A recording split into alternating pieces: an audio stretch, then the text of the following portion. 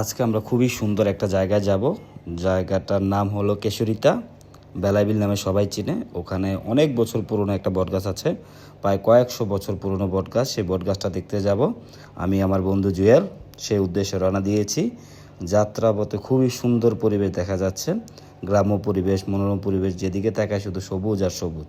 এর আগে একবার এখানে আসছিলাম, এই রাস্তাগুলো কাঁচা ছিল, এখন রাস্তাটা পাকা হয়ে গেছে। যাত্রাপথে অনেক সুন্দর সুন্দর পরিবেশ দেখা যাচ্ছে, গ্রাম্য পরিবেশ।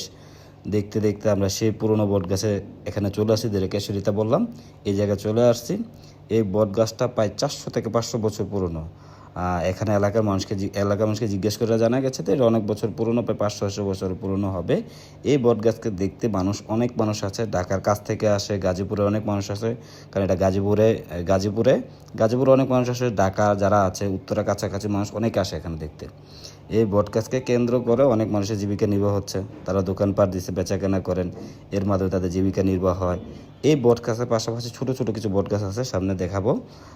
এছাড়া কিছু পুরনো আম গাছ আছে, এরকম আছে 40, 50, 60 বছর পুরনো আম গাছও আছে। সেটা আপনারা হয়তো অন্য একটা নতুন ভিডিওতে দেখবেন আমাদের। কিন্তু এই বটগাছটা অনেক বড় বটগাছ, গাজীপুর এর চেয়ে বড় বটগাছ নেই। এই বটগাছকে কেন্দ্র করে মানুষ সাধারণত এখানে আসে, অনেক মানুষ আসে আমাদের মতো। দেখেন ওই যে সামনে বাইক দেখা যাচ্ছে, আমরাও বাইকে করে আসছি। অনেক মানুষ বাইকে করে আসে, অটোরিক্সা করে আসে, বা অনেকে আছে গাড়িতে করে আসে, পরবর্তীতে অটোরিক্সা দিয়ে এখানে আসে। এই যে ছোটো একটা বটগাছ, যে আমাদের মতো অনেকে মোটর সাইকেল দিয়ে এখানে আসছে। এই যে আরেকটা বটগাছ, এটা ছোট বটগাছ। সামনে আরেকটা আপনাদের জিনিস দেখাবো।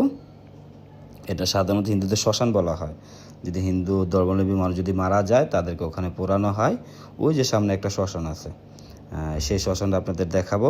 এছাড়া এখানে আরেকটা কারণেও মানুষ আসে, সেটা একটা বেলাই বিল। এখানে বড় একটা বিল আছে, সেই বিলটা দেখতেও, ভ্রমণ করতে মানুষ আসে, এই সৌন্দর্য উপভোগ করতে মানুষ আসে।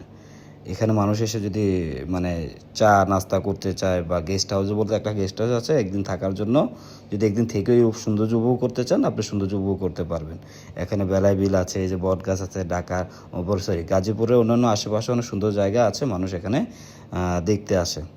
আমি মাঝে মধ্যে সময় পেলে আমি আমার বন্ধু এখানে দেখতে আসি। কিন্তু আমাদের এবার নিয়ে 2বার আসা। এর আগে একবার আসছিলাম, ওই সময় এত পানি ছিল না। এবার প্রচুর পরিমাণ পানি দেখা যাচ্ছে, কারণ বর্ষার সময় আমরা আসছি।